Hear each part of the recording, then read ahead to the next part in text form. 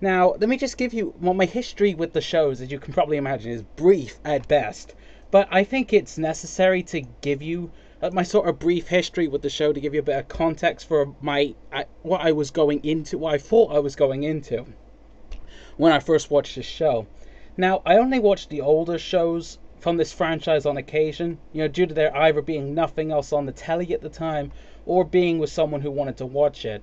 Whatever the case may have been at the time, but in spite of this, I still have many a bad memory watching the original 80s show as I grew up in the 90s.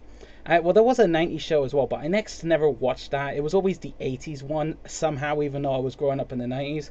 But yeah, the characters were all basically carbon clones of one another. The animation was bad, the voice acting was abysmal, and even then they all sounded the same. It was the same god-awful voice for each and every one of them. The story's just as god-awful and insulting even to a child's intelligence. I mean, it made me raise a few eyebrows even as a little kid. And keep in mind, I wasn't the type of kid who liked things because they were meant for boys. I've never given a shit about gender roles. It was just a bad show. It didn't matter that it was meant for girls. You could have given me a show this bad about talking dinosaurs and I'd have still given it the middle finger and gone and done something else. And above all else, the characters just weren't that interesting. They were boring as hell, and all they ever did was run around, play, and get into stupid catfights. I mean, there was the odd villain now and again, but they were usually gotten around or beaten just by being super nice or some bullshit like that. Like, I remember that was how one of the movies ended. And it just blows my mind as to how this show was ever popular, even amongst its demographic.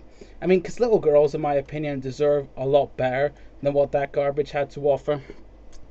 Sadly, though, things did not improve in future generations of the show, those being Gens 2 and 3, and there was a Generation 3.5. It was basically the same show, but the characters looked really deformed. I'm not even going into Gen 3.5 here, but I'll just talk about 2 and 3. Now, okay, well, actually, there's not really a lot I can say about Gen 2 because I never really watched it, did I? But I've had the misfortune of, when I've been like sort of channel surfing, accidentally coming across Gen 3 a few times, and because I've been bored out my tits, I've watched it because this has been like when I've had like no phone signal in a house somewhere, and I just had, or laptop signal or whatever, and I had absolutely nothing else to do. So yeah, and fortunately this means I ended up watching a few episodes of the Generation 3 show, and it actually makes the original show from the 80s look like Academy Award-winning material in comparison.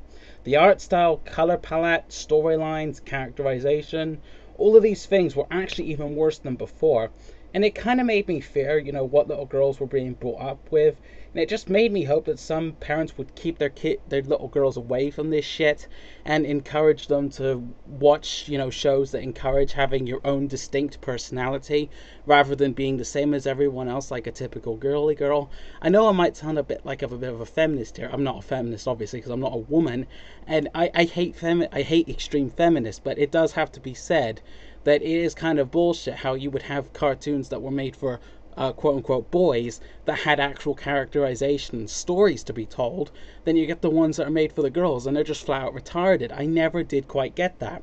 And My Little Pony was pretty much the epitome of this for the first probably 20 or so years of its lifespan, maybe more.